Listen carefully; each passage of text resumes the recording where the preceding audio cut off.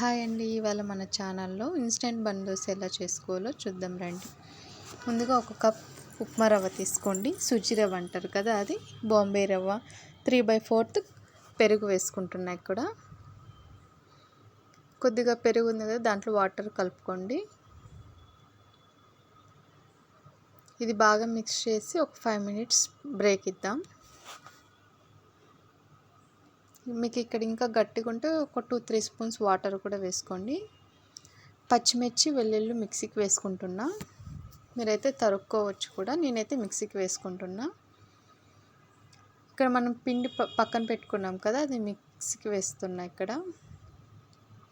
చూసారా, ఈ బ్యాటర్లో మనం రెడీ చేసుకోవాలి దోశ పిండిలాగా. కొద్దిగా వీలైతే వాటర్ కూడా యాడ్ చేయండి. ఇప్పుడు పోపు కోసం ప్యాన్ పెట్టుకొని ఆయిల్ హీట్ అయ్యాక ఆవాలు వేస్తున్నా.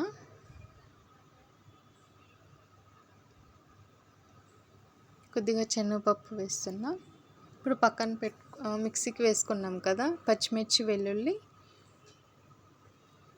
అక్కడ పచ్చిమిర్చి వెల్లుల్లి నేను 4 పచ్చిమిర్చి, ఒక 3-4 ఎల్లిపాయలు వేసాను మిక్సీకి. చిటికుని ఇంగువ వేసుకుంటున్నా. ఇక్కడ 2 క్యారెట్ తురుము, కరివేపాకు సన్నగా కట్ చేసుకున్నా, కొద్దిగా కొత్తిమీర, ఉల్లిపాయలు 3 వేసి లైట్ జస్ట్ అలా వేయించి పక్కన పెట్టండి. ఇది చల్లారాక ఈ పిండిలో బాగా మిక్స్ చేసుకోండి. కొద్దిగా వంట సోడా కూడా వేయండి, 1/2 టీ స్పూన్.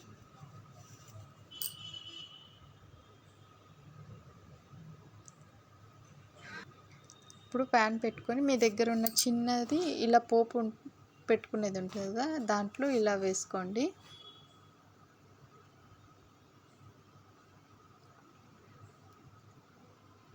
ఇక్కడ 1.5 గంట వేసాను నేను. ఇది ఒక లెవెల్లో వచ్చేలాగా చేసుకుంటున్నా.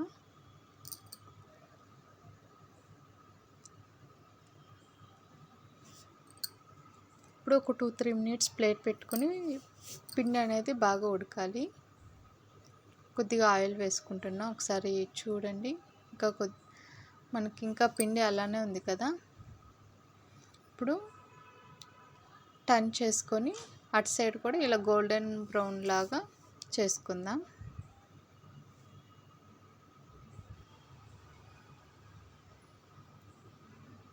ఇలా ప్రెస్ చేస్తూ కాల్చండి. అయితే మనకు రెడీ అయిపోయింది. అటు ఇటు గోల్డెన్ బ్రౌన్ కలర్లో వచ్చింది. సేమ్ మళ్ళీ ఇది ప్రాసెస్. కొద్దిగా ఆయిల్ వేసుకొని ప్యాన్ మొత్తం తిప్పండి, స్టిక్కీ అవ్వకుండా.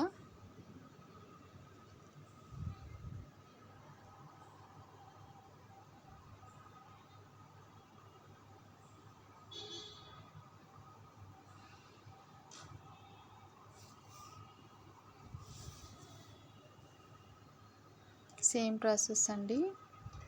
అటు ఇటు బాగా గోల్డెన్ బ్రౌన్ కలర్ వచ్చేంత వరకు కాల్చుకోవాలి. ఒకటి 5 మినిట్స్ టైం పడుతుంది. చూసారా ఇక్కడ ఎంత స్పాంజీగా వచ్చాయో. టేస్ట్ అయితే చాలా బాగుంది. నేను ఫస్ట్ టైమే ట్రై చేశానండి. చాలా చాలా బాగుంది. నాకైతే 2 మిగిలినాయి లాస్ట్లో. మా పిల్లలు బాగా ఎంజాయ్ చేసి తిన్నారు. Okay, bye.